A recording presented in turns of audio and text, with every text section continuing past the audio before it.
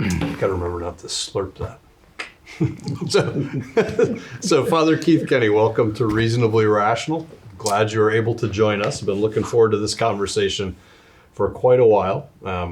Maybe by way of kicking the project off here, you can give us a little bit of your autobiography, the Cliff's Notes version of Father Keith Kenney, and who you are, where you come from, and how you came to be Father Keith. Great to be here, Steve. So I'm originally from Arizona, nice. Phoenix. One of the 12 natives. That's right.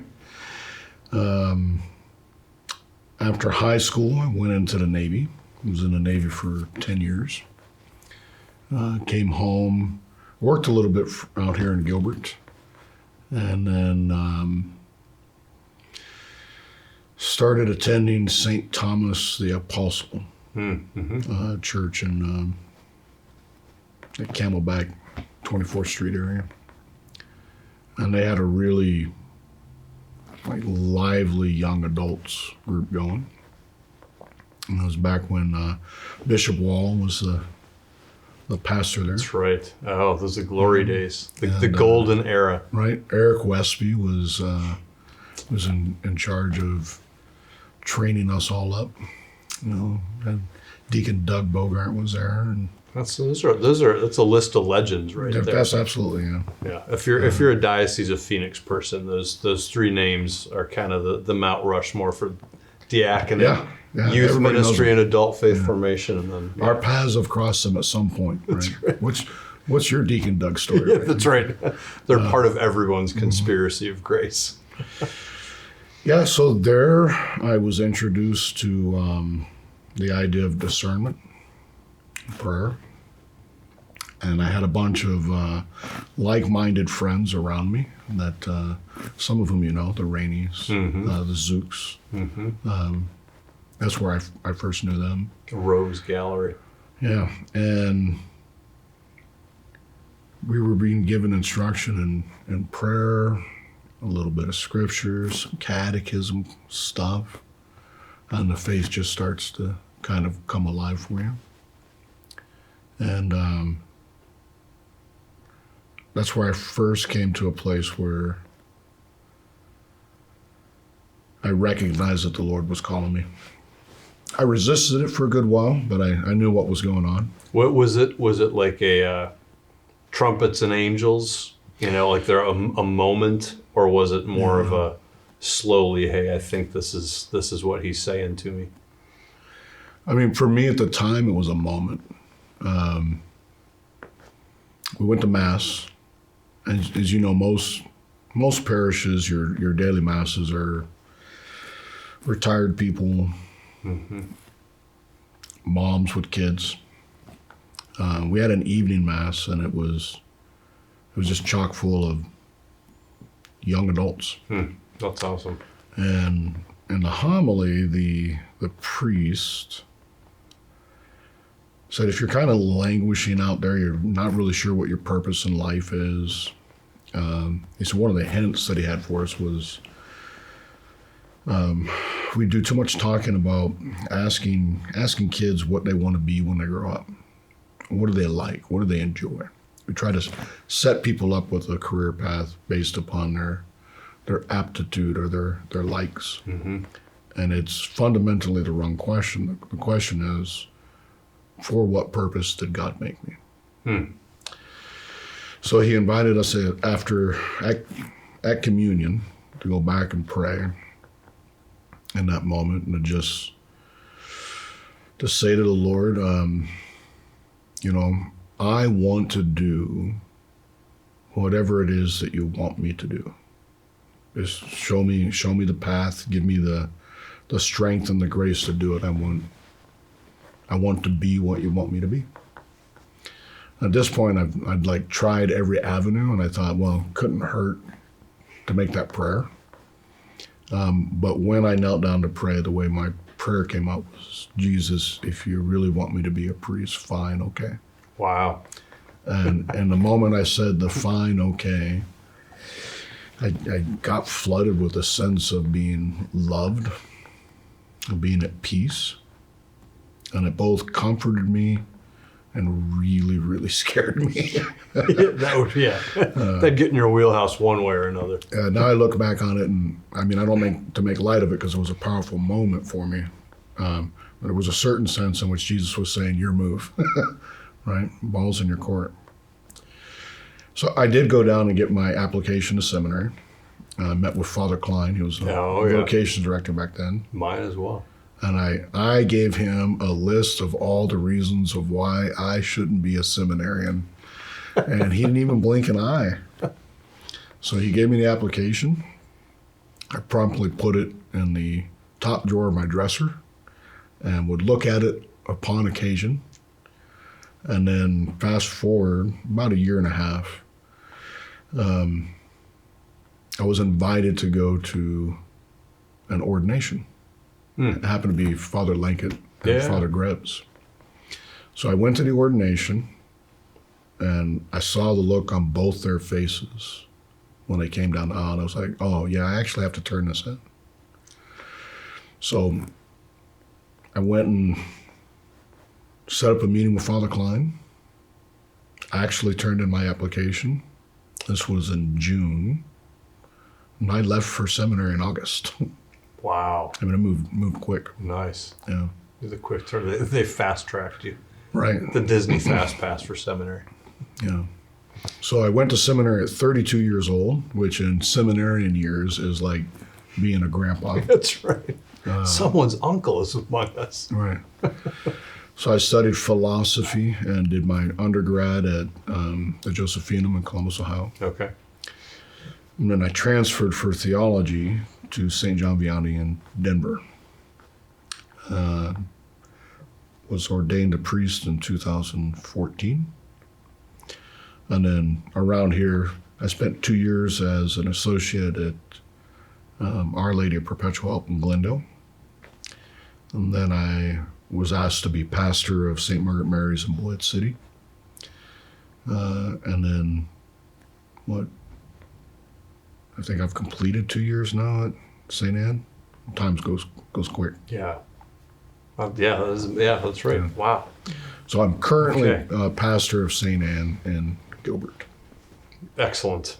Yeah, and that's been it's so. I don't remember. Had we ever met before you were a priest? I know we met when you were out in Bullhead City, and we know a bunch of the same people. So there was sort of that. Yeah, we'd crossed paths. I don't know that we'd done too much talking. Once I was back in the diocese, then we. Yeah. And then I got to visit you a few times out in beautiful Bullhead City. That is one way to put it. the gem. The people are lovely. I bet. I need to move to a better place. That's right. How did you end up here? Yeah. Bullhead City was always a fun visit. If I brought one of the boys with me, as I was riding circuit, that was back when I was director of Keno Catechetical Institute. So I'd ride a northern and western parrot circuit, just a parish circuit, to just touch base with pastors. And I'd bring one of the boys if I could, and they always enjoyed Bullhead City because then we got to just do the quick drive across the border into Nevada, and they could add Nevada to the plan. I've been to Nevada. Yeah. Laughlin, also beautiful city. So, great, and it's the seminarian journey. Of course, I mean all those are their own interesting stories. Mm-hmm. I've said to people before. In my case, so I grew up in Wisconsin, Archdiocese of Milwaukee. My entire life in Wisconsin before I left to college was all under Archbishop Rembert Weekland, and so my experience of liturgy. So both growing up in Wisconsin, my parents were actually the leaders of the 11 a.m. folk mass for 27 years at my home parish, Presentation of the Blessed Virgin Mary in lovely North Fond du Lac, Wisconsin. So I grew up around kind of the folk mass vibe. Liturgically, I didn't see in person any of the super crazy stuff that you hear about, but it was around, and the way things were done was a little bit kind of shoot from the hip and some ad lib and whatnot. So and then I got out to Phoenix and ended up working with Life Teen as a youth minister prior to going to seminary. So when I went to seminary, I ended up getting sent to St. Meinrad in South Central Indiana, which is a Benedictine arch abbey. And that was the first time I had ever seen liturgy done at that level of seriousness. And so, you had Gregorian chant, you had polyphony, you had the choral singing of the Liturgy of the Hours.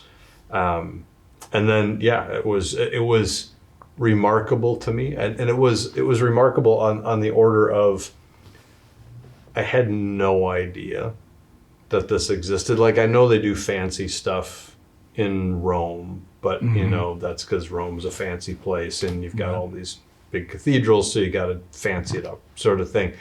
It never occurred to me that liturgy could be done that way. And so then when I came back, there was sort of already a disconnect in me.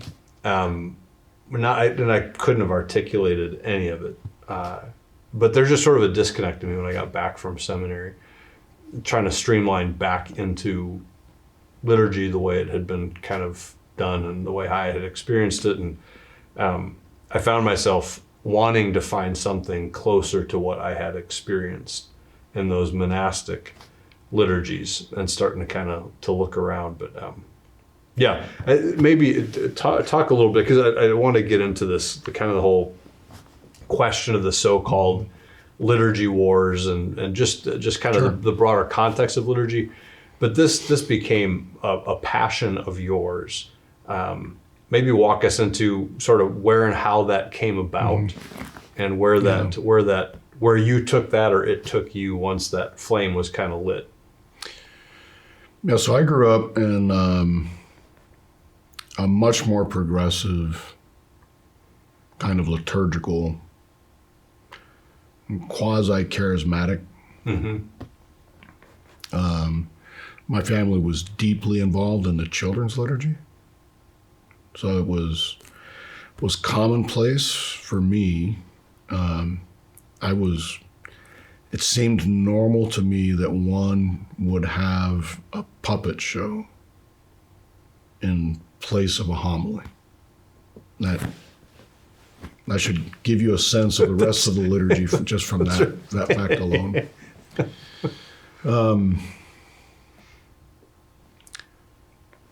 When I was in the Navy, I really kind of floated away from my faith.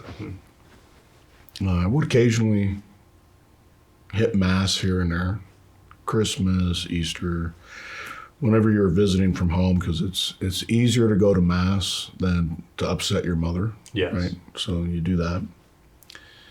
But when I came back from the Navy, I had kind of reinvigorated my faith and was trying to find a place to practice my faith at. And so I would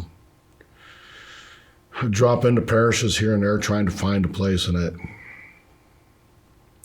Not on the basis of any theology or any sense of liturgy.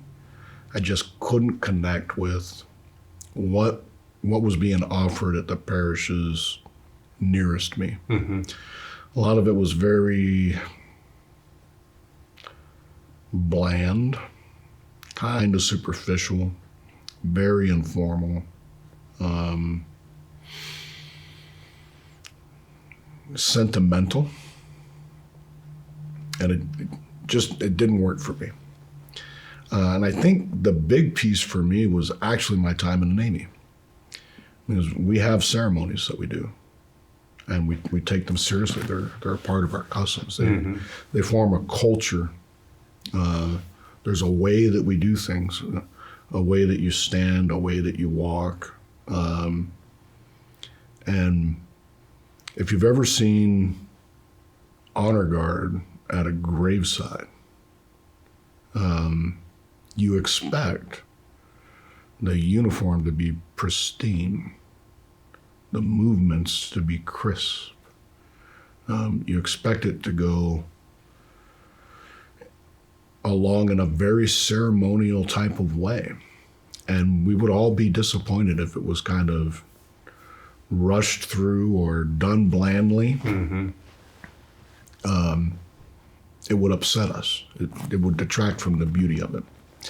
And I think that connection with just on the human level of what proper ritual ceremony gives to the human experience, that started the liturgical thing for me. Yeah. So when I couldn't find a place where I really enjoyed, I went to Mass because I acknowledged I had an obligation to go. I acknowledged that the sacrifice of the Mass was taking place, that the Eucharist was there. And so there was at least that I could assent to, but I didn't like most of the trappings that I found it in. Mm-hmm. That's when I found St. Stephen's Ruthenian Byzantine Church. Right. Oh, yeah. And I started going there, and from the first time I said, wow, like this is what worship is supposed to look like. It smells like incense in here 24/7. The singing was not perfect, but on a different plane. It was not entertainment by any stretch of the imagination. Right. Yeah. The prayers were deep. Now, Byzantines don't have much ceremonial movement, and I know they move in a kind of natural kind of mode, quite different than we might do when we're trying to do solemn liturgy in the Roman side of things. But nevertheless, their kind of natural mode, it isn't irreverent. Mm-hmm. And they do have plenty of ceremonial and movement and all the fixins around it. And while I was there is when I found out about the Tridentine Latin Mass. And I went to it, the first one that we had in Phoenix. And it was a sung Mass. And my experience of it, the place was packed. I didn't get to see much because I was in a narthex in a suit, sweating. But I got glimpses of it, and you could hear the music of it. And I thought, yeah, these are all the things that I bowled me over about the Byzantine liturgy. Yeah, we have these things too. Mm-hmm. I just didn't know that we had these things. Right. And so that started my connection with St. Thomas the Apostle.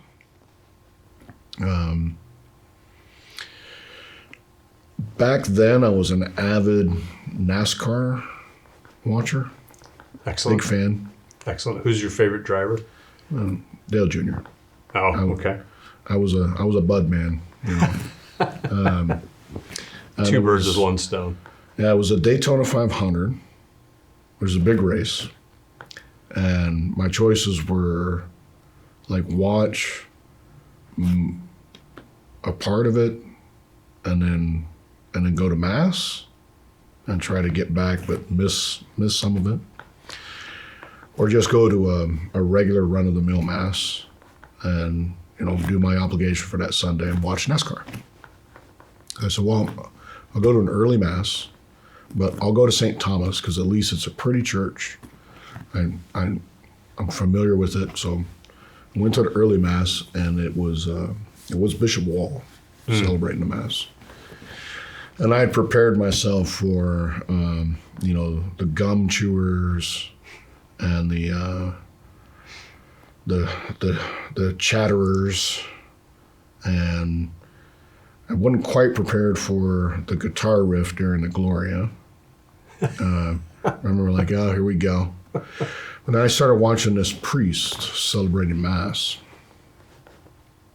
And he was zeroed in on what he was doing. Mm-hmm. He was praying. And I just was taken by it. And so from there, I kind of lived in a couple different worlds. I went often to the Byzantine. regularly to the Tridentine, but here and there to the ordinary form, or as we didn't quite call it that in those days, Novus Ordo. And that kind of began the intersection of looking at the question of liturgy. So the Novus Ordo, for someone who's not familiar with the terminology, what is the Novus Ordo Mass? What does that term mean, and how is that different from the Tridentine, the Byzantine? Not the details of it, but how is it a standalone? Yeah. So its official title isn't Novus Ordo. Its official title is the Roman Missal. But when it was promulgated, the language used to convey the changes is that there is going to be a new order of the Mass, a new way that things are going to take place. And from that language, new order of the Mass, the name Novus Ordo, which is just Latin, kind of stuck. Right? Typically, it's used a little bit derisively, right? The new order, right? Just like the name of the old way of doing liturgy was not Tridentine Latin Mass or traditional Latin Mass. No one spoke like that. This is just the Roman Mass, right? So the contention between the monikers is we both think that we're Roman Masses, but we need a way to identify ourselves so that you know which one you're talking about, right, or going to. Right. And so one of the fun facts about you is that you celebrate the Holy Sacrifice of the Mass both in the ordinary and the extraordinary form, or to use the nicknames Novus Ordo, traditional Latin Mass, or Tridentine Mass. I also can celebrate the Ruthenian Byzantine. Just put that on my resume. Excellent. Let's update that, shall we? How did you get, first of all, interested? So your interest in the Tridentine Mass was from attending at St. Thomas the Apostle when they first started doing that again. When you were ordained, was that something that you trained for in seminary? Was that something that you picked up later? How did you come to be a priest who celebrates both or all three? Yeah. So I had great familiarity with it. I had studied it on my own. The history of it, some of the ceremony of it.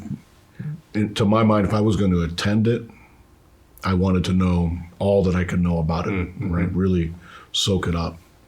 So I was very familiar with it. My first 2 years of priesthood, the diocesan priest schedule is so chock full of masses and all of that stuff. It's not like I just had like extra time for just more masses. You're already regularly doing, quite often 2 daily masses. You have a funeral or a wedding, something like that. Sundays you're hitting 3 every Sunday, right? It was rare for me not to have, my dance card was full. So I did not celebrate the Tridentine Mass at all for the first 2 years of my priesthood. Up in St. Margaret Mary's, the priest before me had started the traditional Latin Mass just once a month after Summorum Pontificum. And that priest had earned his retirement and rest. He physically couldn't go on anymore. And so they were looking for a priest that could do English, Spanish, and the Tridentine Latin Mass. Well, I was already known downtown. My Latin's pretty good. I studied it very hard. I enjoy it. And I am familiar with the Tridentine Mass, so I got assigned as the pastor of St. Margaret Mary's. That's the skill set that made me pastor. Way before I was ready to be pastor. The only thing that kept me from really melting down is I I was too dumb to know how bad the situation was. Like I was drowning but didn't know it, right? And they gave me just enough time to learn how to dog paddle. But yeah, it was a very easy thing from there to renew myself with the rubrics, to train myself to prepare for celebrating the Tridentine Latin Mass. That was an easy thing for me to do. What was there in your experience, approaching both? So obviously you're already at that point 2 years into celebrating Mass according to the ordinary form, the Novus Ordo, by virtue of the assignment to St. Margaret Mary, where they need an English, Spanish, and Latin, and someone who can do the Tridentine. You dive into that world, which you're familiar with academically, intellectually, and then experientially, but ministerially, that's a new, that you're opening up a new wing in your priesthood in a sense. There is today this whole, I don't know, there's nuances to the conversation, and I was going to say debate, although I think that gives it more credit than it deserves a lot of time. But the contentiousness between diehards on both sides, Novus Ordo diehards, traditional Latin Mass diehards, and sort of this, again, the so-called Liturgy Wars, where Catholics are certainly online for sure, but even in other formats, in print sometimes, or in front of a camera, arguing about which is the right way to celebrate the liturgy. And so you obviously had an affinity for it. You had an understanding of it, both historically and then having experienced it. As you began to celebrate the extraordinary form, the Tridentine Mass, what was your experience one of some kind of tension between the two, or difficulty, or was it an experience of there's a coherence, there's a compatibility, did it feel like I'm living in two different worlds, or I'm living in a single world as a priest here, and these are just both kind of natural outgrowths of who I am and what I do as a priest? I didn't have much difficulty. Probably the two biggest things that hit is the calendar is different. Right. Oh, yeah. So you have to be aware of two different schedules of things going on. That sometimes has its benefits. So like St. Alphonsus Liguori, who's a kind of patron of mine, I could celebrate him in the ordinary form, and then a couple days later celebrate him in the traditional Latin form, which is kind of cool. But there's other differences, like, in the traditional Latin form, I've already been wearing purple for 3 weeks. We've already not had a Gloria. We've already not had the Alleluia, right? There's like a pre-Lenten period that lets you know that, hey, you've got a runway into Lent Lent is coming, right? So then sometimes knowing what color and what Mass you're doing, they also number the Sundays different. So the Sundays are Sundays after Epiphany and Sundays after Pentecost. So you can't go from like the 21st Sunday in ordinary time and then open up the old missal and find the 21st Sunday in ordinary time. It doesn't exist. So the calendar's a big one. There's way more movements in the traditional Latin Mass. And so this works both ways of trying to keep the traditional Latin Mass traditional and not plug in my habits from celebrating the ordinary form. But also sometimes trying to keep the ordinary form ordinary and not plug in what I picked up from the traditional Latin Mass. To respect both rituals as whole and entire as they are. So in the traditional Latin Mass, there's 52 signs of the cross and 17 genuflections. Because they couldn't figure out how to fit in an 18th. Sure. So you get used to the genuflecting. The hardest one for me to remember to not do in the ordinary form is in the traditional Latin Mass, you consecrate, genuflect, elevate, genuflect. It was really hard for me in the ordinary form. I have to be conscious, like I don't genuflect until after I elevate. So that'll get away from you.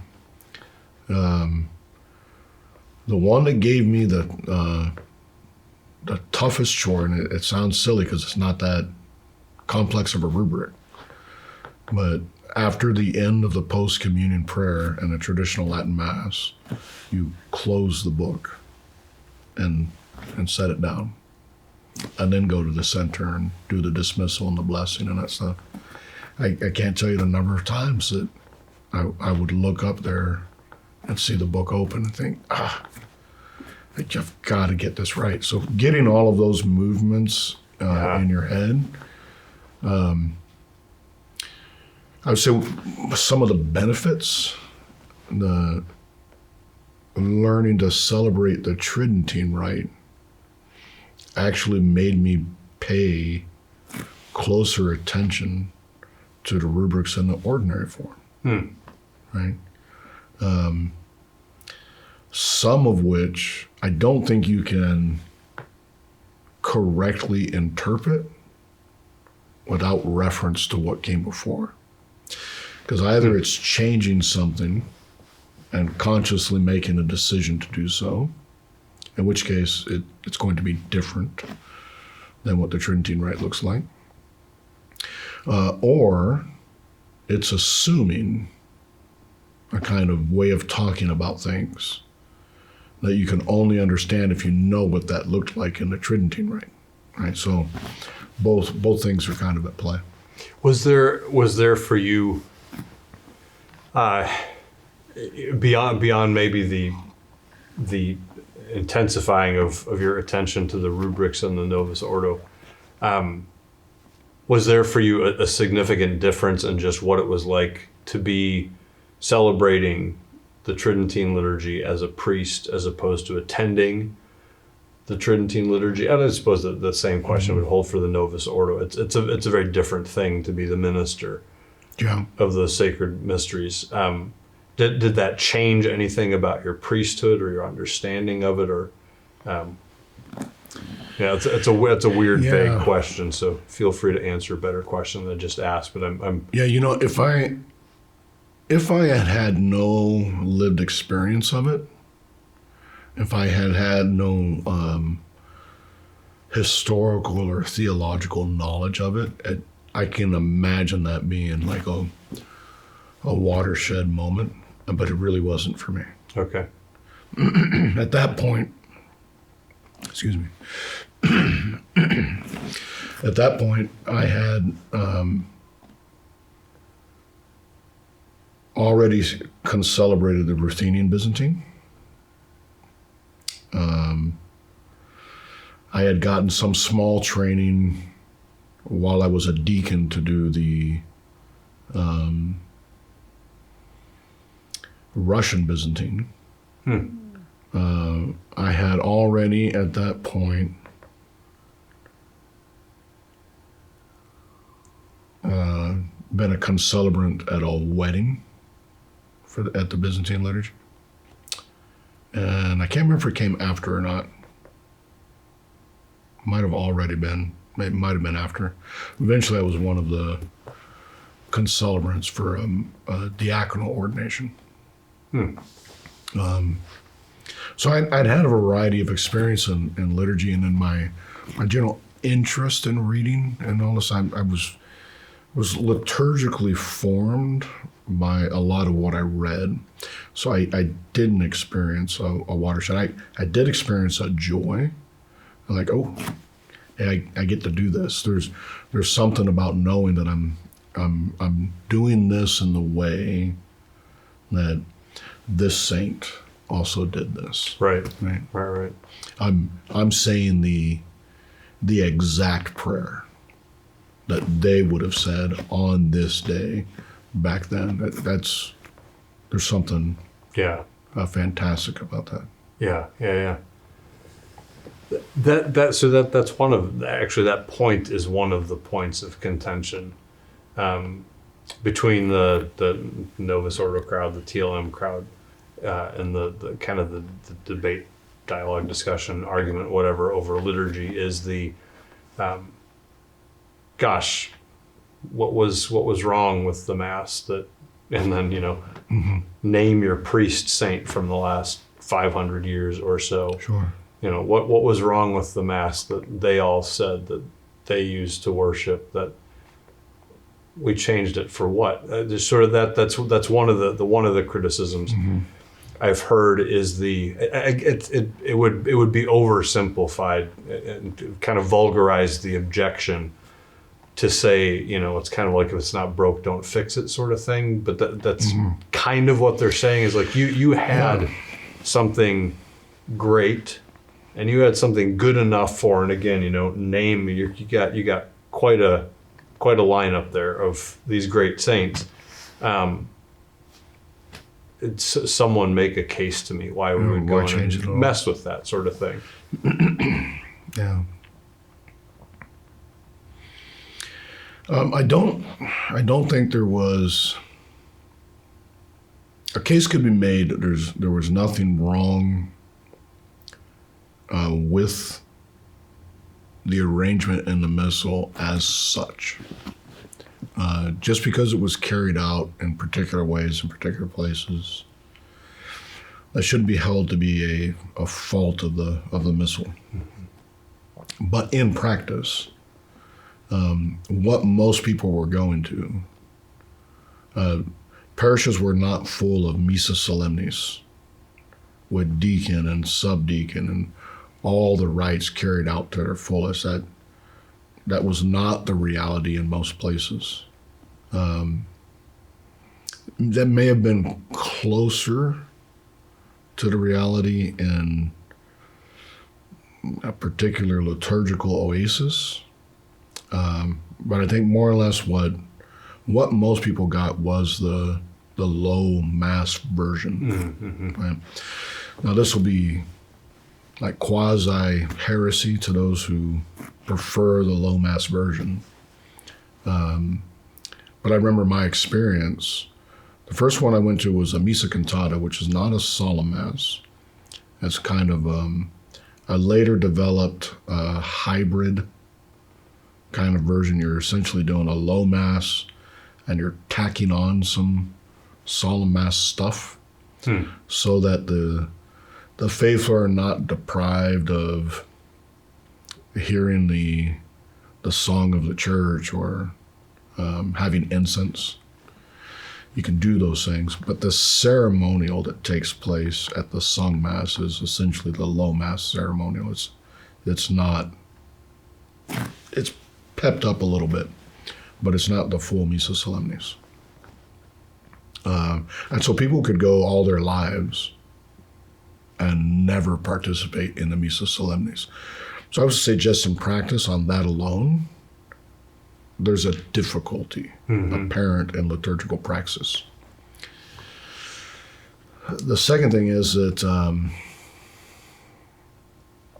as much as I wish it weren't the case, because I really, truly do enjoy Latin, the fact of the matter is that people don't know Latin.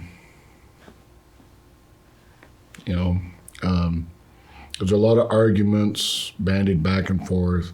The church has put forward a few of her own and the documents about the necessity of Latin. I think all of those arguments are prudential arguments made in a place and a time. I mean, I can make an argument in the ordinary form for a considerable use of Latin, given that my parish has a large Hispanic contingent, very large Anglo contingent, but we also have people who are Vietnamese, Chinese, come from Nigeria, the Congo. There's a lot of language groups there. And although we talk about doing the ordinary form in the vernacular, I mean, I'm not really. I'm just doing it in two of the many vernaculars. Right. Any right. other language speakers needs to learn one or the other languages. We're going to force that on you. Mm-hmm. So a generous use of Latin can help to have a sense of at least a structure of the Mass that remains the same. That isn't in your language, isn't in my language, it's in our language, it's in our ritual language. So there's a usefulness for Latin to that extent. But some of these prayers, like the collects, some of them are just absolute Latin gems. The beauty with which it is said, just even the way that it's said, is gorgeous. And to someone who has no access to the Latin, that is entirely lost on them. Right? I don't know that we've done all that great of a job with the English. You know, growing up, we had a kind of a loose translation. Mm-hmm. I certainly wouldn't call it beautiful. Our retranslation was a movement in the right direction. It's much more accurate. I don't know that I would yet call it beautiful, though. There's some places where the poetry, or lack of poetry, kind of hits me. Mm-hmm. Is the language of the Mass being beautiful? Is that something that something that's a necessary element? Is it something that's a beneficial element? Is it something? Is that? I guess what I'm angling at is that something that ought to be there for the following reasons, and if it's not there, then that's to the detriment of what we're doing. Again, like you said, whether people recognize it or not. Well, I mean that asks a more fundamental question about liturgy. Then, like, what is it? Right. To which you reply. And it is the adoration, the worship of God. It's the highest form of worship. The highest form of worship is sacrifice. So the offering of adoration in a form of sacrifice, think of it in this way. I like to read fiction. Mm-hmm. You ever read a poorly written fiction book, where the language is kind of clunky? Yeah. How enjoyable is that? Yeah, it's irritating. Right. It's not that God needs like fluffy, pious, pretty words. We do. We need, right? Except perhaps in modern times, like we don't go out of the way to make our house ugly, right? We make our house as nice as we can make it, right? I don't suggest that when you sit down to write a romantic letter to your wife, that you just dash it off with the first thing that comes off your skull. You might do that for a stick-it note that you place on the door before you leave, right? But this is rather something more than that. And you're going to want to work on it, right? We don't generally want our musicians to just rail off on a song half-cocked and just sing whatever comes to mind. There are forms of music and art that do that. But there's a reason why certain songs stand the test of time. There's a reason you still read Shakespeare and the Iliad, because it's beautiful. Yeah. Right? Yeah. We, quite apart from the theological side, which is not something to be set apart, but trying to talk about the human part of this. If I offer myself to the Lord,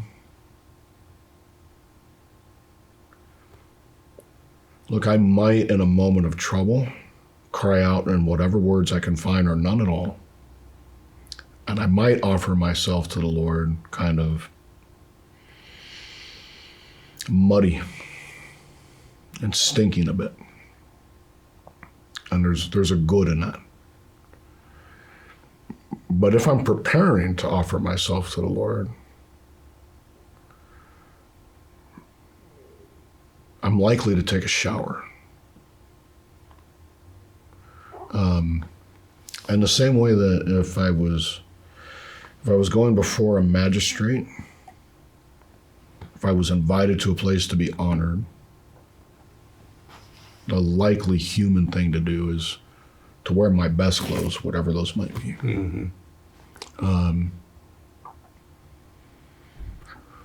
Liturgy is, in its essence, on the human side, has to be sung poetry. That it has to be. All the things that we find the greatest, this is what we do with them. Mm-hmm.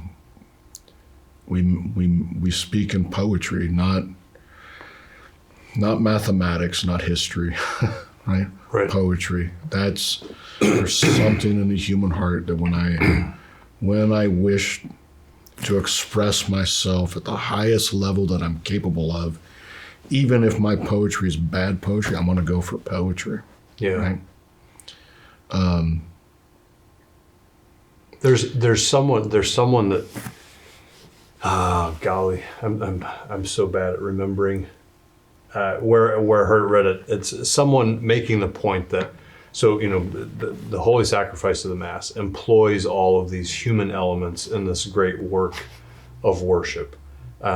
It employs language, there's things that are said. It employs music. There's things that are sung. It employs art, and architecture, because if the church is done well and the sanctuary is done well, then all that is intentional and everything in there is meant to be a contribution. And the person who's making that point said, and because the liturgy is the highest thing that we do, the most important thing that we do, that's the reason God gave us language. Yeah. That's the reason he gave us music. That's right. That's the reason he gave us art and architecture. It can be used for all sorts of other things. We can use language to chat about our favorite It reaches NASCAR. Its absolute height when it's employed in this very central thing, right? Augustine says, to sing belongs to one who loves. Right? That's beautiful.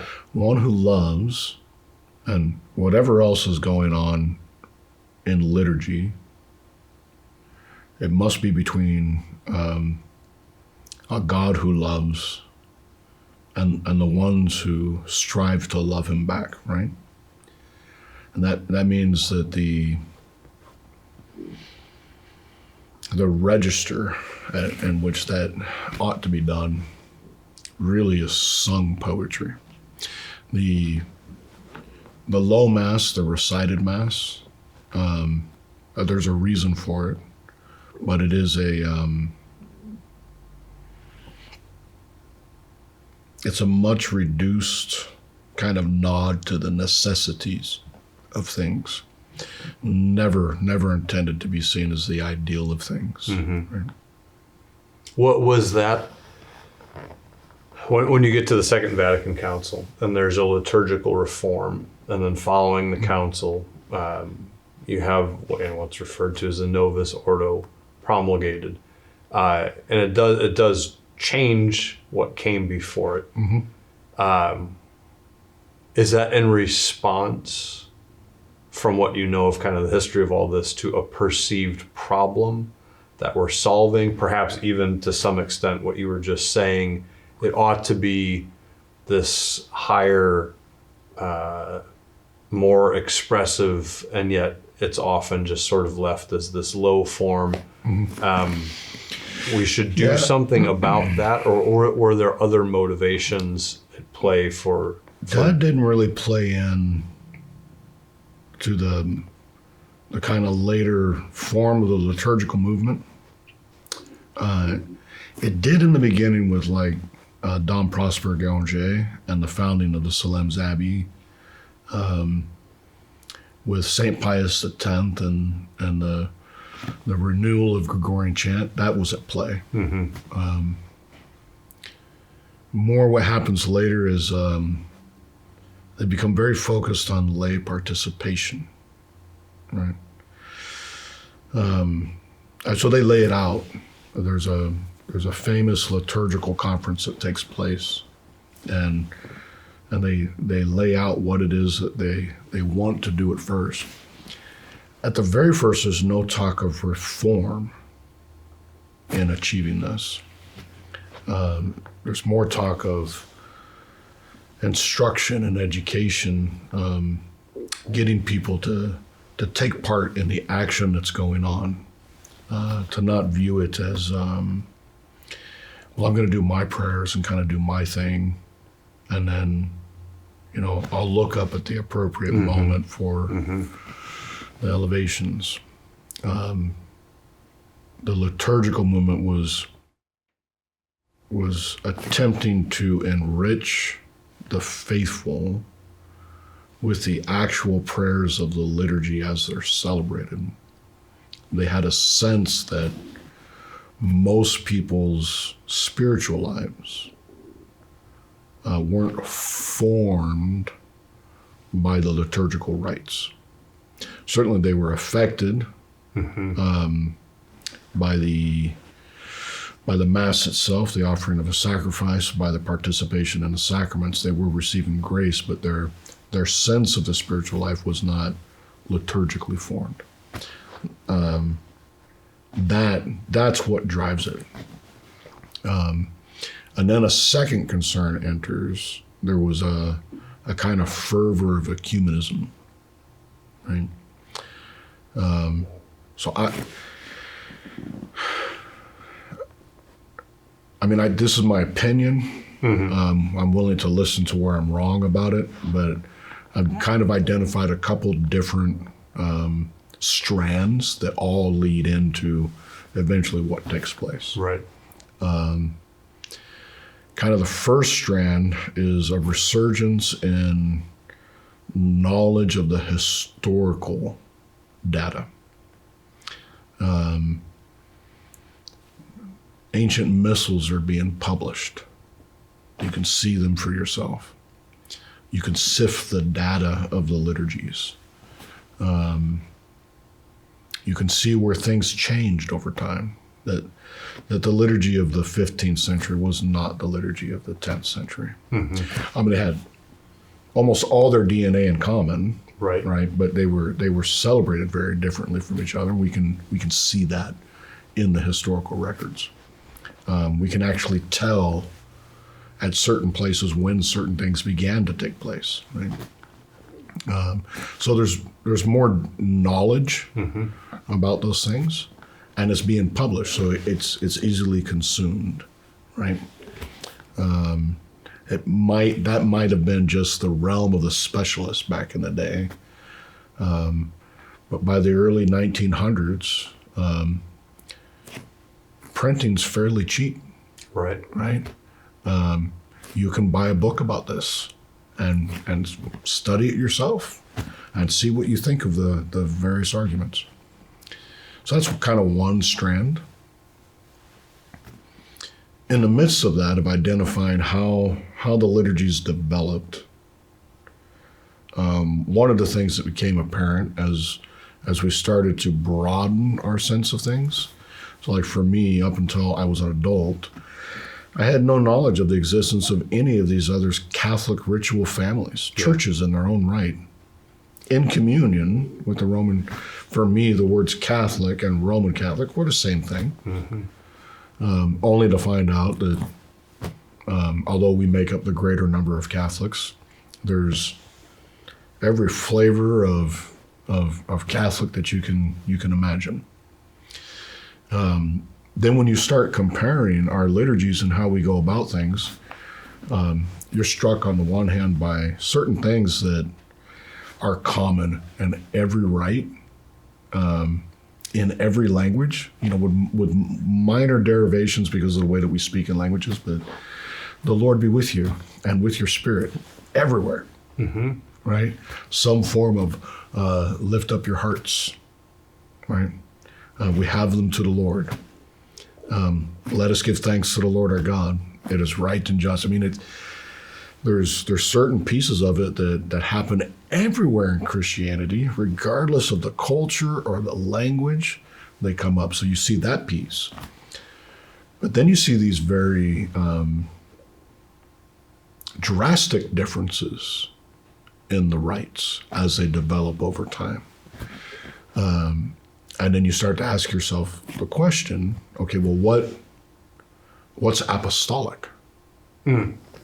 What does that primitive liturgy look like? What's the original, right? In the midst of doing that, many, many theories come up. And I think it was just de rigueur at the time that whenever the Roman Rite kind of showed a difference from the other ones, it was kind of like, it's the Roman Rite that's changed or that's deviated. It must be this other rite that's kept the apostolic primitive liturgy alive. I don't know that those kinds of theories were fair. They were also highly speculative. It's not provable, right? But out of this arose this, there's no denying that there was great development in the medieval periods of various sorts. Some just wonderful, and others not so wonderful, right? Like not all the pieces of medieval liturgy in every place in Europe like makes it into the final rendition of it. Like there are sequences that are absolutely lovely, and there's sequences that are kind of like, really? There's prefaces that are just gorgeous, both in their theological richness and their simplicity and their latinity. And then there's these like prolix, Gallican, let's put everything in here, right? Let's mention every possible mystical thing that we can. So it's not like it was just even across the board, everything was grand. Right. Well, as they're sifting through that stuff, a common theory tends to be that there was a primitive original Christianity, and somehow we've badly overlaid it, perhaps to the point even of corrupting it, of getting away from whatever that original thing was. Is that narrative coming from Catholic theologians, Catholic liturgical scholars, or is that coming from Protestant? Everywhere. Both. Everywhere, Okay. yeah. Okay. So there's a famous German liturgist, Joseph Jungmann, and it's essentially his, anything that happens in a medieval liturgy is an accretion. And pretty much you ought to scrape it away so you can get down to the bones of the more original thing. Later on, things will be blamed on like the Baroque church, that's what needs to be scraped away. Like, oh, well, okay, I can get that to a certain extent. You essentially have a quasi-operatic mass going on, right?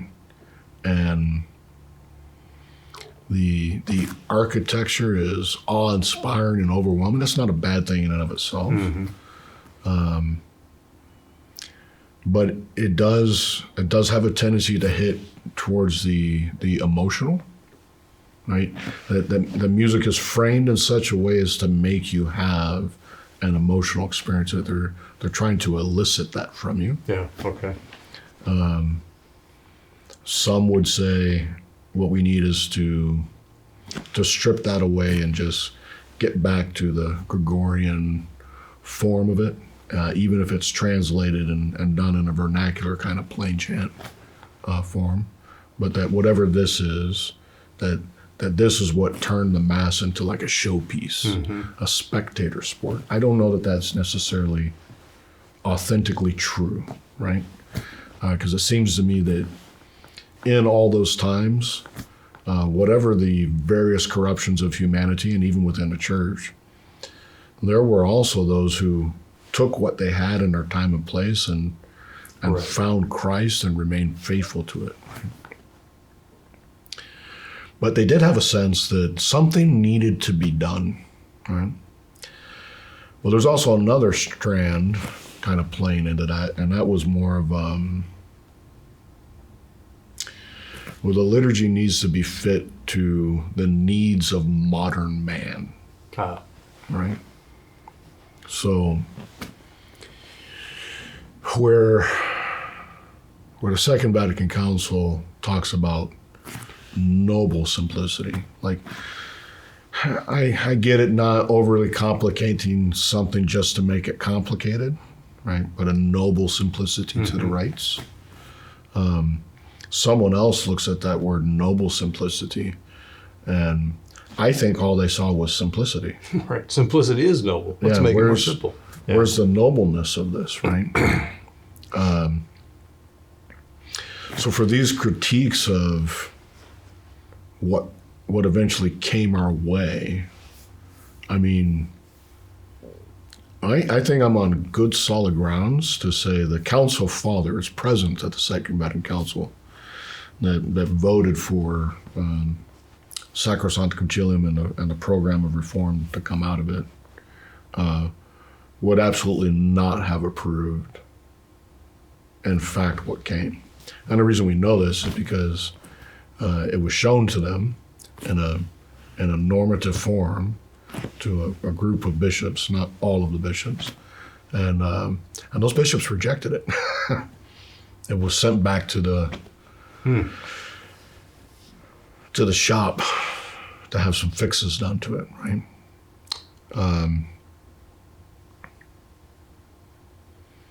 Then, when at last it is, in fact, promulgated,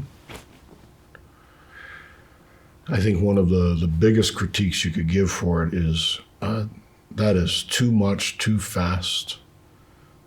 Imagine laying that on the whole Catholic world all at once. Even those with very good intention, who tried to maintain a sense of pastoral sensibility, and not everyone was, and not everyone did. Man, it's just a lot of change to take all at once, and it wasn't just there was no changes and everything continued, and then 1970, boom, everything changes. There was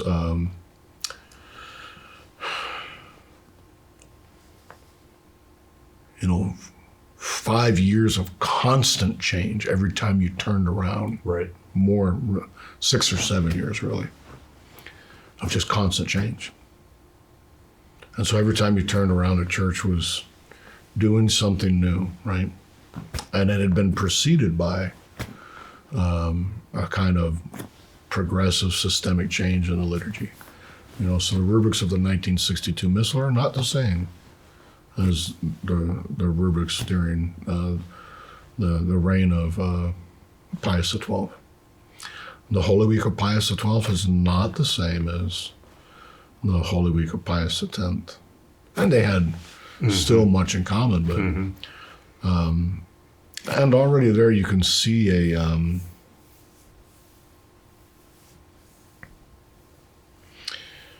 too overly academic concern with the structure of certain things. So liturgy stutters a little bit, right? It bears the mark of previous ages. Okay. You sometimes have things that you're still doing and you don't know why. And that's problematic for the person who wants the primitive, simple thing, and it's problematic for the person who wants the modern thing. But it's not problematic for one who sees the the richness of this inheritance, right? This thing that I don't quite understand, but well, Grandpa used this when he farmed the land. If it's good enough for Grandpa, it's good enough for me. Yeah. Even though there might be a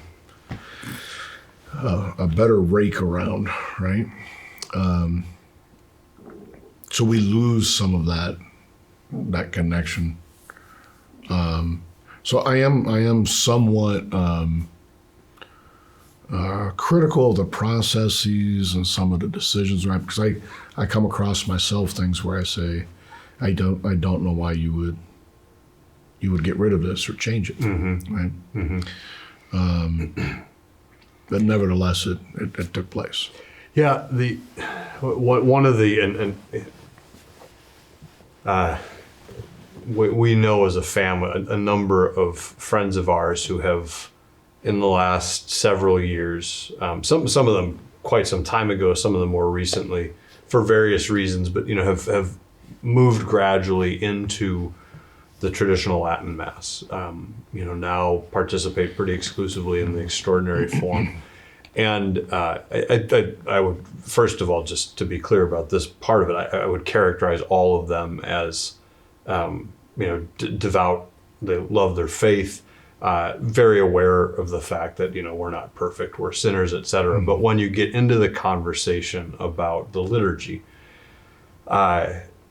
actually a couple of the strands that you mentioned come up, and maybe not in quite as explicit and historically grounded a way as you just laid it out, but I don't know if complaint would be the right way to say it, maybe a criticism or a concern on the part of some of those folks is, so we have this convergence of forces at the Second Vatican Council, and one of the forces is this heavy emphasis on ecumenism, which means that although it's not like Protestants are going to, write the text of this new Mass, it's something that the people who are going to write it have in mind. And then there's this idea that everything needs to be simplified.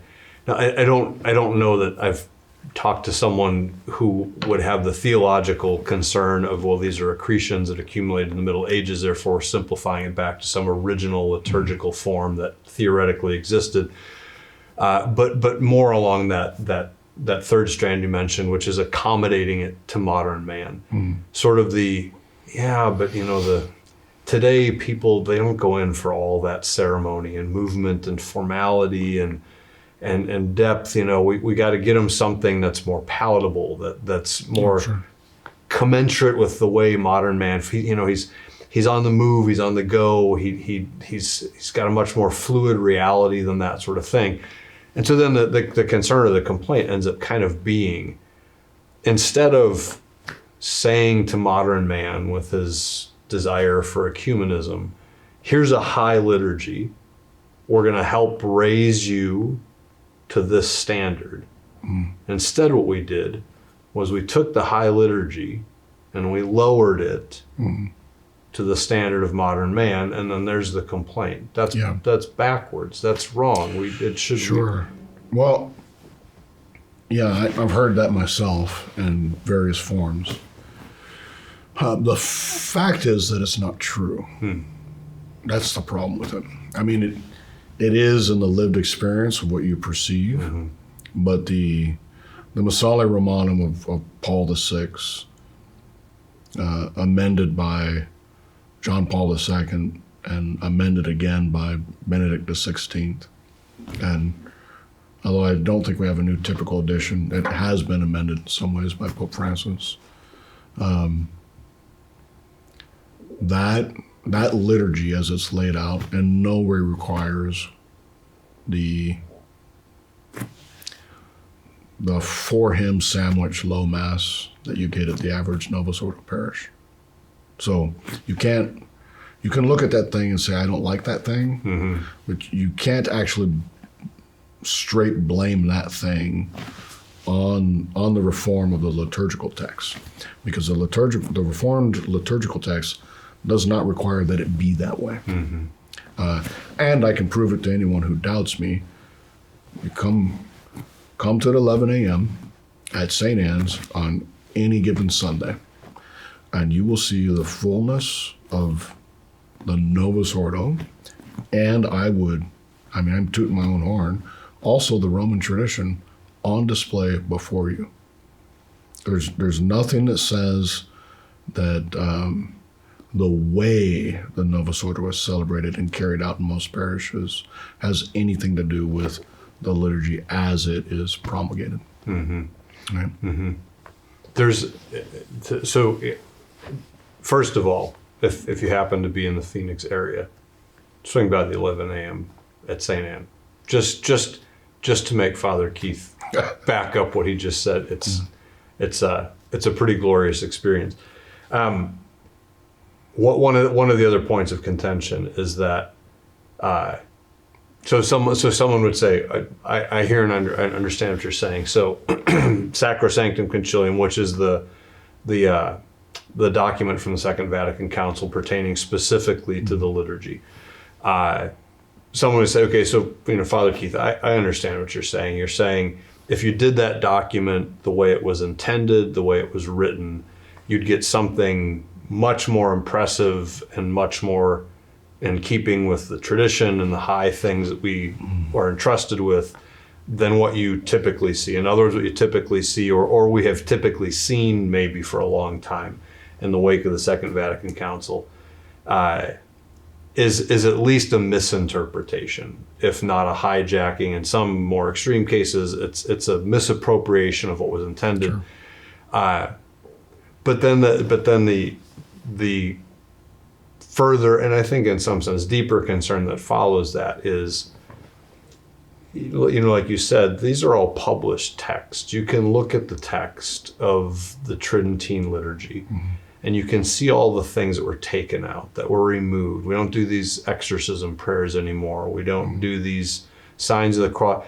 And so, and this is me paraphrasing, but this is kind of the tenor of some of these conversations, and including articles I've seen and online stuff, which is always sideways and goofy to some extent anyway by its very nature. But sort of so I grant you, Second Vatican Council, legitimate council, Sacrosanctum Concilium, legitimate church document, Novus Ordo, it's a valid mass, but barely.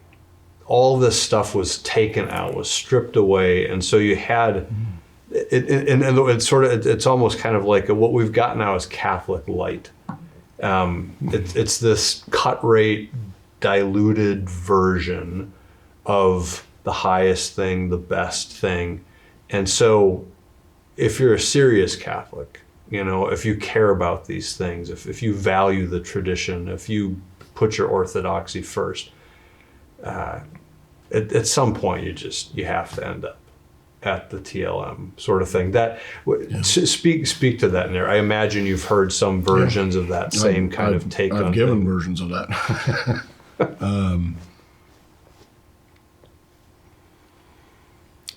I found that in trying to find a parish where the liturgy is on display as it ought to be, or at least as I thought it ought to be, I was often consigned's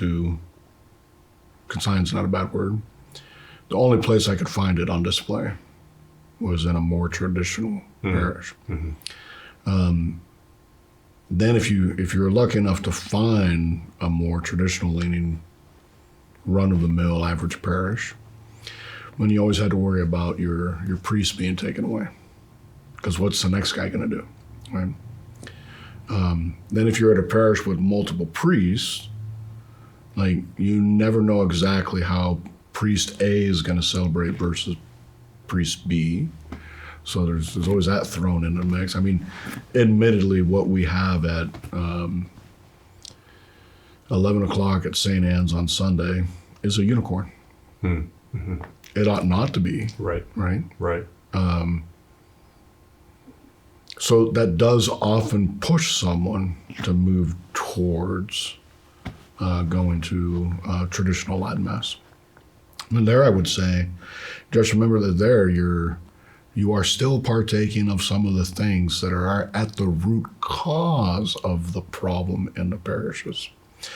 Unless you're telling me that you go to a Missa Solemnis every Sunday, and you'll get a Missa Cantata. Well, I'll accept that, right? But a lot of people just go to low mass. And the problem of what we have in most of our parishes is because once you take away the sung Kyrie, Gloria, Sanctus, Our Father, and Agnus Dei, right? What you essentially have is a stripped down, for him sandwich low mass. The reason the mass is done that way is because those who like the low mass don't like to listen to singing. Now, admittedly, most of us priests don't sing well, so I grant the reason for it. And now we've gotten to the heart of the problem. Yes. But the issue liturgically is still present there, right? If every parish had already been steeped in the full Missa Solemnis as a regular fare of how to do things, if the faithful were instructed and carrying out the liturgical chants, if that was what the condition was at the average parish, I don't think the Novus Ordo would look like it does today. Right? The reason that it looks like it does today is because very often the low mass was very perfunctorily done. Right? That may upset some people. I have been to Tridentine masses that were not beautiful. Yeah. Were not celebrated beautifully. I've heard mumbled Latin. Right? The idea that all priests always, up until 1970, were just very conspicuous with the liturgy and fervent and devout. It's not true, right? We have complaints from many ages in the church. Whole letters written leading up to Trent complaining about the difficulties. My favorite complaint listed is priests licking the paten clean. I'm not sure how often that took place, but it would seem to me maybe often enough that it gets a mention. Right. Right? Someone took the time to write. Or it's shocking enough that it gets a mention, but things were done that way.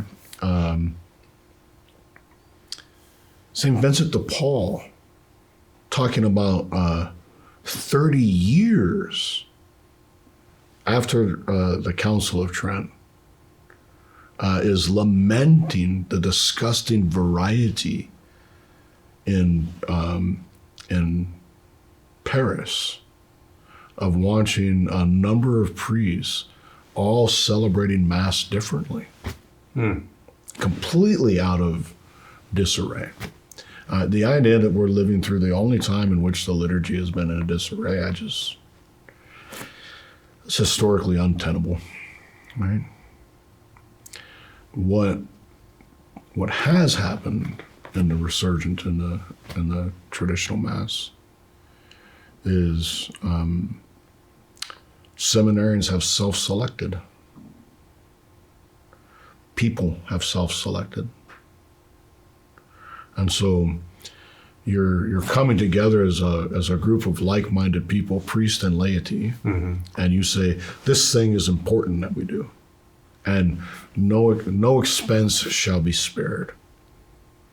No amount of regimented training for our altar service is too much. No amount of practicing for our scola shall be spared. And then what you get from that love of what's going on and the fact that it deserves your best, and a priest who wants to celebrate it loving, the people who want to participate and pay attention to it lovingly, you get something that is absolutely gorgeous, right? But what you get at the average parish doing the Tridentine Latin Mass now is not what the average Tridentine Latin Mass looked like before the council. So there's a sense in which the Tridentine Mass being, and I don't know what the term that best fits would be. A term I've heard used in frustration is ghettoized.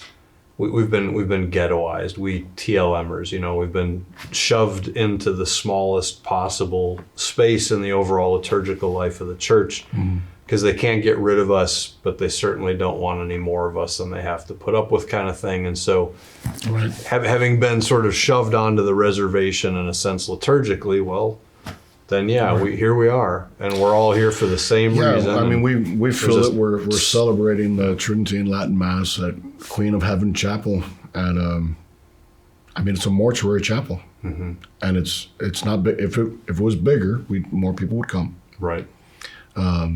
We don't have the space to carry it out with. The altar's pretty small, so yeah, it is ghettoized in that sense.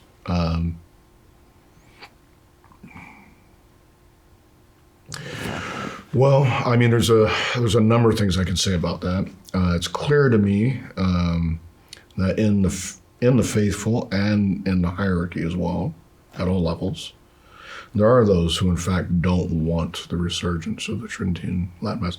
It irks them that it's there.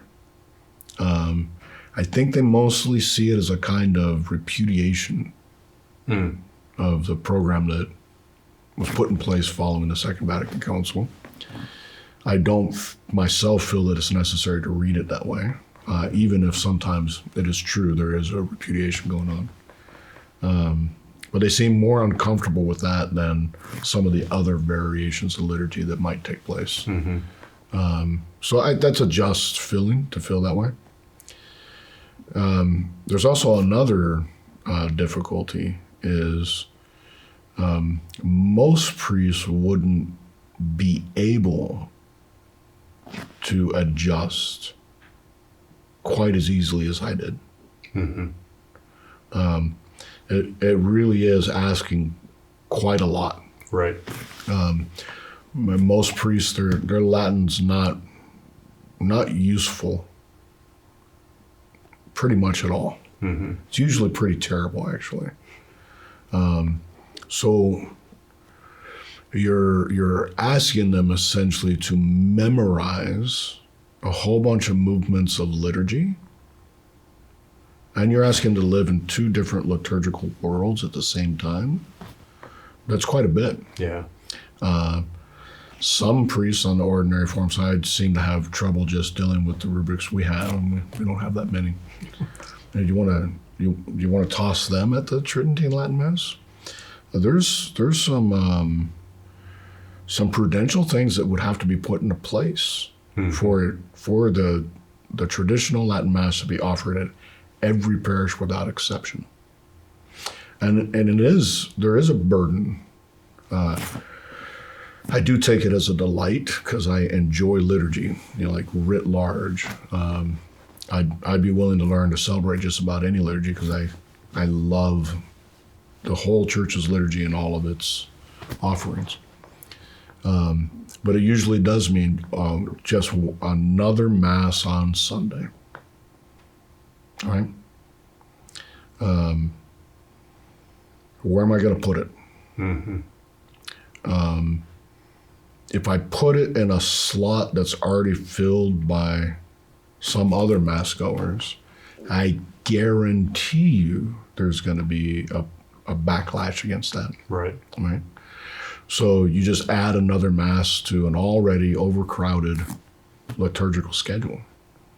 How do you handle that? How do you get your hands on it? Right. Look, there's a lot of issues at play in these things. The rearranging of our altar. That's going to take place in most parishes to accommodate what takes place in the traditional Latin Mass, right? The training of my servers, What do I do with boys who serve both masses? Mm-hmm. How do I stop them from genuflecting when they shouldn't in the ordinary form, but remembering to genuflect in the Tridentine form? The issue is not a simple one. Yeah. It is a complicated issue. I think for the most part, before the recent restrictions, most places had kind of settled into a kind of truce, a kind of ceasefire at least, some stability in communities where it already had been introduced, and it was offered in a variety of places that made it convenient for a number of people to do it. Right. So the latest rounds of restrictions kind of upset the apple cart again. It's also going to have the quite unintended effect. When you tell me I can't have this, guess what it is I want? Mm-hmm. What do you mean there's some form of the liturgy that they don't want anymore and it can only be done in a special place? I must go see it for myself then. That's right. It's probably the restrictions are probably responsible for introducing a number of people to the liturgical question. Yeah. Right? Yeah. There's a another thread in the debate, the conversation that I've heard that sort of rubs up against what you're talking about there. Just the restrictions, or again, if ghettoization is the term, whatever. Just the fact that it can feel for those who celebrate the holy sacrifice of the Mass according to the extraordinary form. It can feel to them like they're sort of a persecuted minority, in a sense. And so, one of the points I've heard made is that in itself is testimony to the superiority of the traditional Latin Mass, because it's attacked, it's persecuted, it's under threat, because it's more powerful. There's more grace. In other words, so nonsense. Right. So Satan is after this one, nonsense. and he leaves the. So yeah. It's nonsense. Run with that one. Yeah.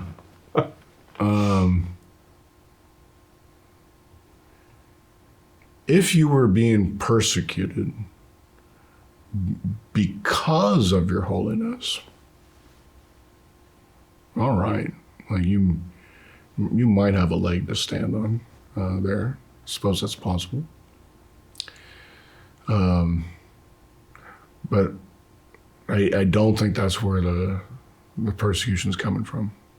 Like, let's not pretend that in the circles that really propose the return of the traditional Latin Mass, let's set aside the experiment of the Second Vatican Council and just go back to doing the way it was. That'll fix everything. From those very same corners come a whole lot of other stuff, which I have a hard time putting the name Catholic to.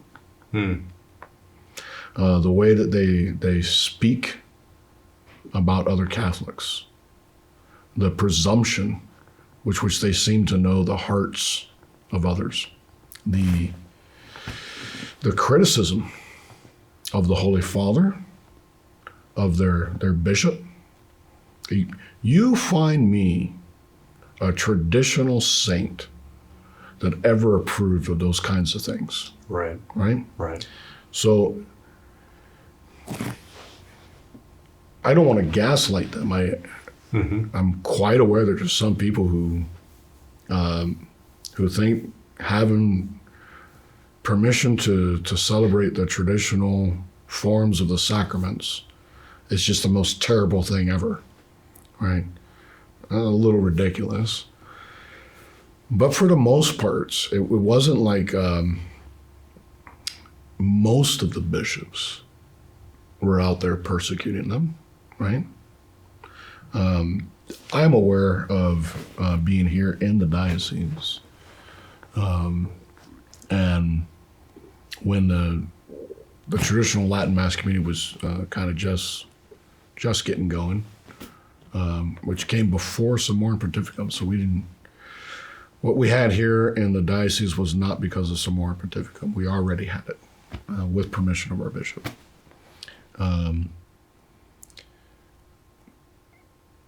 There was an outcry against the bishop because he wouldn't do the Tridentine form of confirmation. He was willing to personally do the confirmations. He was willing to do it in Latin, but busy guy, didn't have experience with those things, was going to do it in the new rite of confirmation. And so a bunch of traditional Latin Mass goers who were, faithful Catholics going to the best form of the liturgy that there was, on that count, in protest, instead had their children confirmed by a schismatic bishop so that they could have the traditional Latin rite. Wow. Look, to my mind, there's not much difference in that kind of an approach as to what goes on in some of the crazy parishes that are out there. Liturgy is not at our disposal. I can have academic questions about this or that thing, but at the end of the day, liturgy is something I receive from Mother Church. And I have to allow myself to be formed by it. I don't deny at all the beauty of the Tridentine rite, but there's a concomitant beauty in the Byzantine rite, and the Armenian rite, and the Chaldean rite, and the Syro Malabar. This idea that there's this one particular form, and it's the bee's knees. Nothing else could possibly be as good as it. I just do not. I know that argument's made. I simply do not buy it. Mm-hmm. And they are not being persecuted simply because they like the old liturgical forms. That's not true. Mm-hmm. There are all these other things that come along with that this becomes like the rallying cry for. But what puts them into disfavor is not usually the liturgy in and of itself. Yeah. If the traditional Latin Mass community would police itself, they might gain a lot of favor, right? Now, that's going to get me some hate mail. And I'm not saying that none of them have ever been wronged. Mm-hmm. I've been wronged, right? Yeah.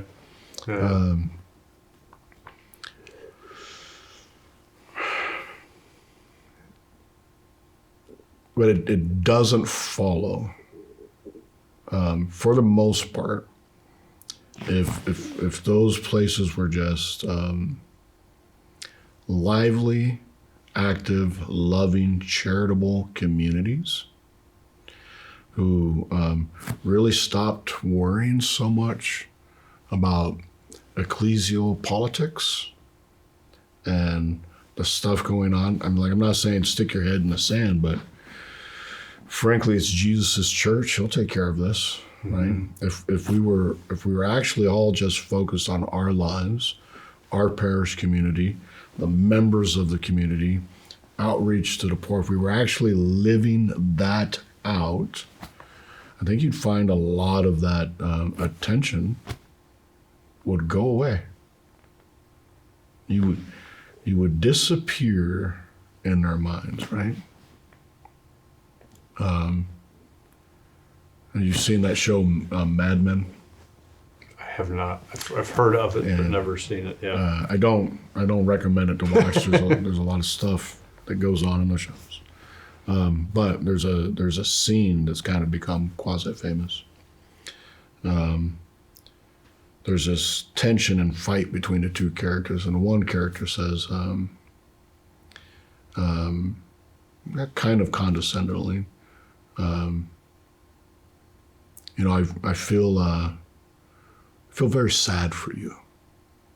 And the other character says, I don't think of you at all. Right? Look, there's a kind of goodness of being in that place where you're not sticking your head up above the trenches. You're not making anything harder for anyone. You aren't harping anyone. Mm-hmm. You're pitching in and doing the help. You're making this an easy thing. I'm fairly traditional. I have had bad experiences with my own traditional parishioners. And when you start to have those experiences, you go like, I understand why some of my brother priests says, no, I want nothing to do with it. Yeah. Right? Yeah. And I think my brother priests are wrong. I don't think they see the beauty that's there. But let's not pretend that traditionalists have always made the case easy for themselves, mm-hmm. right? Mm-hmm. Well, in your experience, and particularly since you do celebrate in both forms, Mm-hmm. And the Ruthenian Byzantine as well,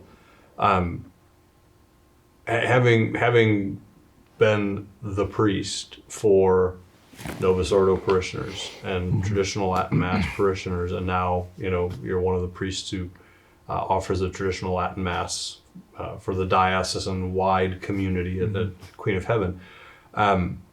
What are, I don't know if it's one thing or maybe a couple things, but when there's this tension and there's this contentiousness over liturgy, again, the so-called Liturgy Wars thing, what are maybe a common misconception or a couple common misconceptions that the TLM folks have about the Novus Ordo folks, and then same thing in the other direction? What might be mm-hmm. a common misconception or some common misconceptions that the Novus Ordo folks have about the TLMers, where, if you could wave your magic Father Keith wand, everyone would suddenly see this clearly and understand this, and gee, that would help this whole situation quite a bit.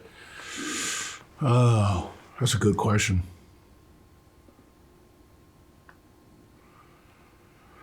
Well, I think the great majority of the more traditional leaning Catholics can get pretty terribly critical of clergy. And I wish they'd sit down with some of those guys without an agenda and ask their story. Ask them to tell you what seminary was like, what they learned. Yeah. Frankly, a lot of us for decades, I haven't been a priest that long. I got a much better formation than a lot of other guys. But a lot of priests for decades, they were not given the appropriate formation and the tools. Mm-hmm. They really were doing the best that they could with what they had. Yeah. Right? They weren't terrible monsters that plotted for years in seminary to terrorize parishes. In many cases, they were taught that this stuff is the stuff to do, mm-hmm. right? Mm-hmm.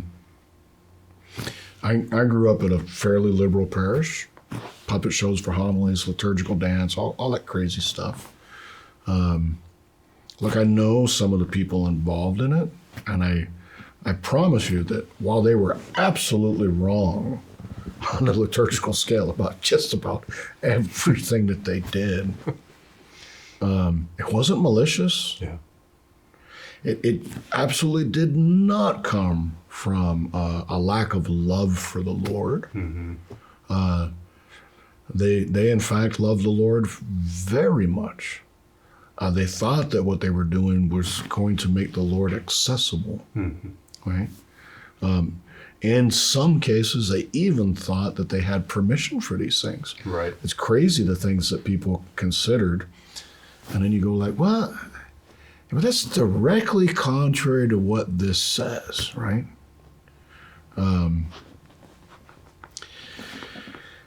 I think I would wish for the people on the more average Novus Ordo side, not traditional leaning.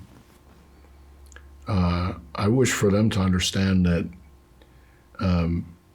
those who lean more towards the tradition, they aren't stodgy, right? They aren't stingy. They aren't Pharisees. You're sometimes experiencing them because they're going through the period of bitterness. I went through it because you find these marvelous things, and you go, wait a minute, this was my birthright. I've been robbed, right? And it's like as you start going down that road, you start finding more and more stuff. Come on, how come I was never told this? I was never shown this. In their fervency, they kind of want to put all the things on display all at once. Mm-hmm. But the people in your pew who maybe think that your desire for Latin and Gregorian chant is very, very strange. Like, they aren't looking at the church documents saying, okay, Latin should be maintained, Gregorian chant has pride of place. I don't like that stuff, so let's pretend that isn't there. They were taught this stuff, or not taught at all. Right. They were told that this stuff is done away with. Vatican II got rid of Latin. They don't know. Mm-hmm. Right? So you have a number of people, lay and clergy, who are actually not responsible for the current predicament that we're in, nor are they responsible for the place they find themselves standing in. They're actually just trying to wrestle with the world and the regular craziness of human life, and they're trying to do their level best to get as close to God as they can.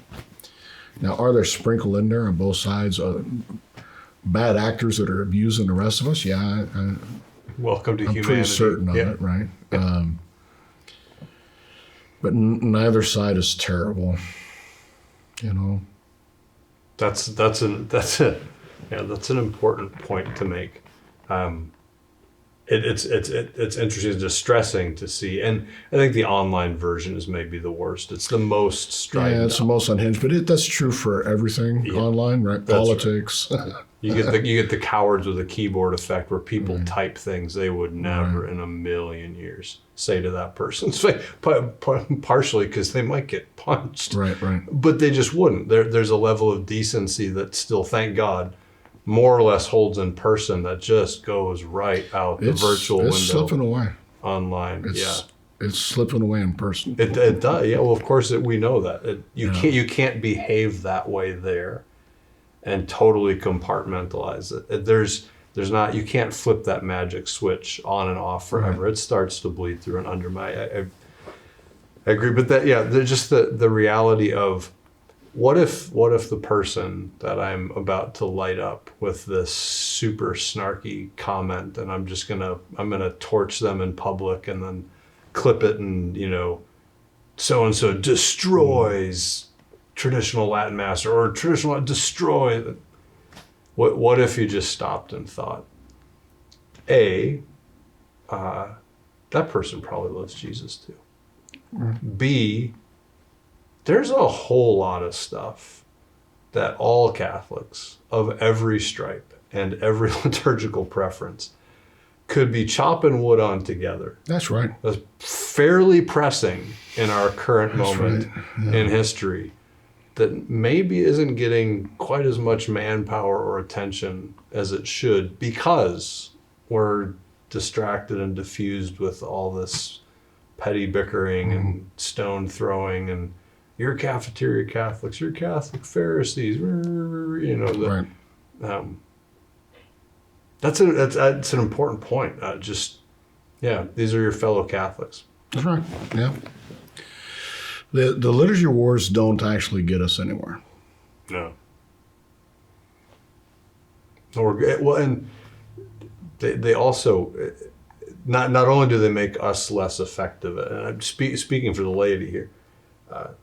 Not only do they make us less effective, less charitable often, cultivate in us vices that are just, and that's not good to be giving those things their head, allowing them to grow, to fester, to leak poison into the, to the water table, spiritually speaking.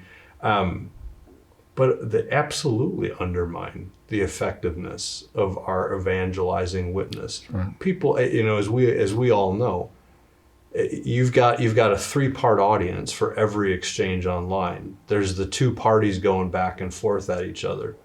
And then some folks fall in line in the chats to say this or take that side or join this one or back the other. But the overwhelming majority of the participants are completely invisible and silent. They're just watching the ping pong match. Mm-hmm.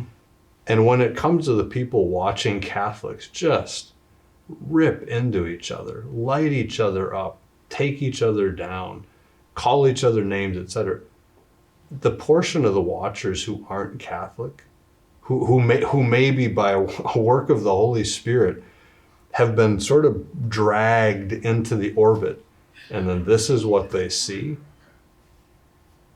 Stop it, everybody.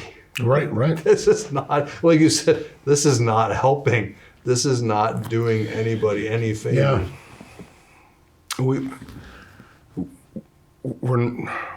We're not good about disagreeing with each other in like a healthy, constructive way. Yeah. I get people all the time for different decisions that are made around the parish, and it bounces back and forth on the different extremes. Hey Father, what's with all this Latin? None of us speak Latin.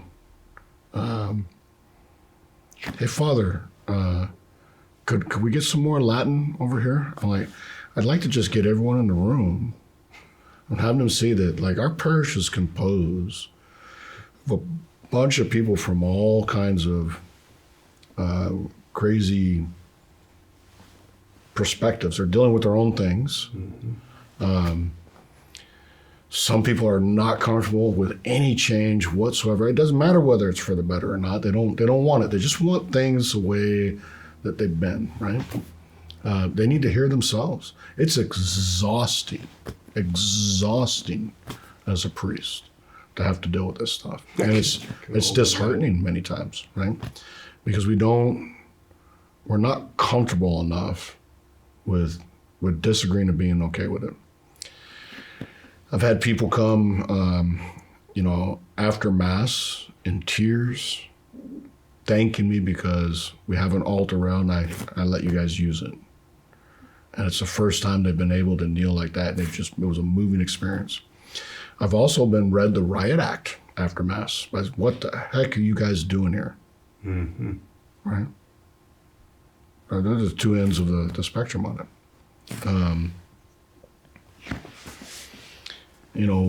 We cycled in the English Mass settings for the past 8 weeks of ordinary time. I did it on purpose, right? We're going to cycle back into Latin during Lent for the ordinary settings, but I'm gonna make all the Masses do that. But we're going to sing the Creed in English, and you get a comment of, we're leaving St. Anne's until you put it back to the way that we had it. I like if I was a touchier kind of person, I understand why priests don't want to do anything that generates any heat. Sure. And they don't want no smoke. Yeah. Right? Where I am usually on my average day, I'm like, hey, look, they have Jesus down the street, and that's where you need to go to be close to him. I'm okay with that. Yeah. I will not make this. I'm not going to make decisions because you're willing to take your ball and go home. Because what that tells me is I'm going to have to cater to you because you're willing to take your ball and go home. Yeah. Right? Yeah.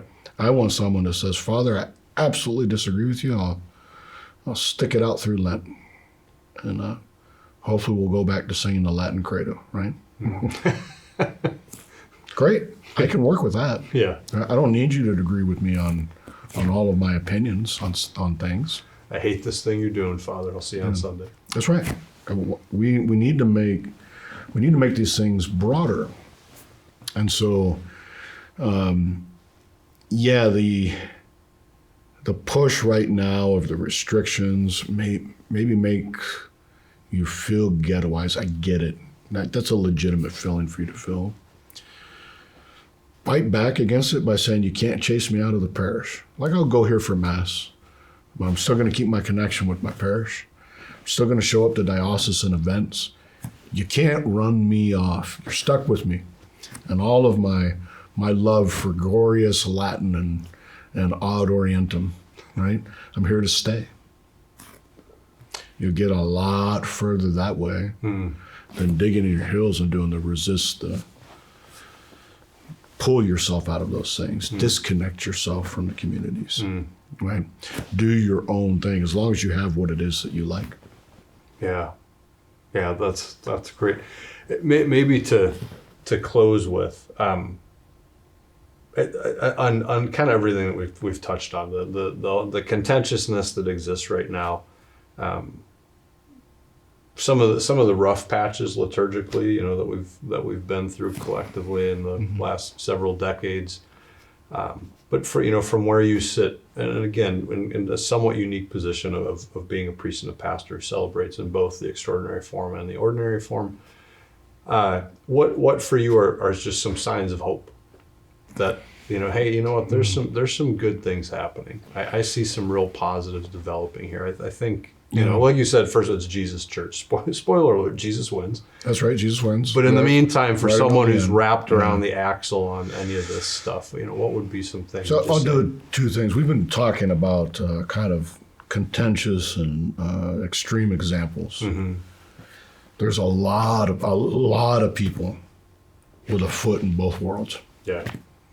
There's a lot of people that are able to slide in and out, right? So it's not bad old traditionalists. It's not super duper loopy liberal people. The extremes don't make up the majority. The majority of us we just want the thing, right? We want to get as close to Jesus as we can. And that really is where most people are standing. And most people happily, at least in most cases, they find that they can pray in various forms, right? Yeah, praise God. So I think that's more common. Second thing is the newer clergy.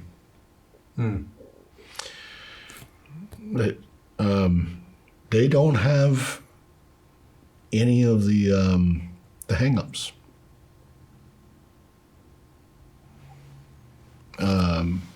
I don't see any of them hanging on to kind of the wilder things that were done in the 70s and 80s. Nobody wants that, right? I think even most people did it, kind of look back on it and go, all right, maybe we had good intentions, guys, right? So I see coming from clergy a deeper love of the whole of tradition. And we live in an age where you can't hide any of that. It's there, right? So they have access to it on a level that was unimaginable, not even too long ago. Yeah, right. Right. In the 80s, essentially all you could do was do your reading out of whatever had been printed. Right, usually meant most of the latest and greatest, although they were already starting some good stuff. But a lot of it was terrible. But if you couldn't read Latin, you couldn't read most of the older stuff that was written for your formation. So you had to rely on whatever you could get your hands on, right? Today the question is turned around. There's been such an amount of amazing resources put out there for well, for laity, but especially for clergy. It's just all over the place. You can get training. You can go off for a bit and learn. Someone take you through all the steps of how to say the Tridentine Mass. If you don't want that, now there's a famous DVD done by the FSSP that gives you all these multiple angles where you can just step through the Mass so you learn all the parts and stuff. Like, that wasn't possible. Right. Even, 25 years ago, you couldn't do that. So I'm very hopeful for the long-term journey of the church and these things. I think we have every reason to be lighthearted and say, this too shall pass. We happen to have been put in a time where we've lived through some pretty bumpy things, right? I'm sure there'll be bumpy times down the road if Jesus doesn't come back first. Right.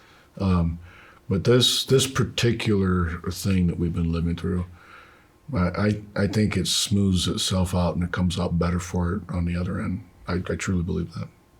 Amen.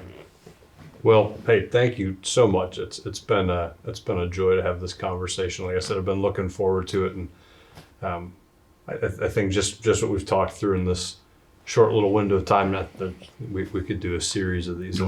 So much more to say, but your perspective on it, especially as someone who does have a foot ministerially in both of those worlds, I think is just very, very helpful.